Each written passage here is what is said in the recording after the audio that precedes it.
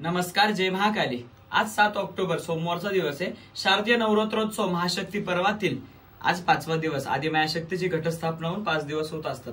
ज्याप्रमाणे इथून मागच्या व्हिडिओत तुम्ही पाहिलं आहे की आपण आपल्या काळेश्वरी मंदिर अन्नदान छत्रात जी भगवती काली मातेची स्थापित मूर्ती आहे तिला रोज वेगवेगळ्या पद्धतीचा शृंगार अलंकार करतोय। साईडला 2 काळूबाई अंबाबाईच्या चलित प्राण प्रतिष्ठापना केलेल्या मूर्ती आहेत, तर त्यांची आपण रोज पूजा नाही करत आहे। काली मातेला आपण स्थापित केलेली आहे, तिची मूर्ती हलत नाहीये, त्या कारणासाठी आपण रोज तिला वेगवेगळ्या पद्धतीचा अलंकार शृंगार करतोय। तर आज सोमवार असल्या कारणामुळे आणि आजचा रंग पांढरा असल्यामुळे आदिमायाशक्तीला आपण रेणुका मातेचं स्वरूप केलंय।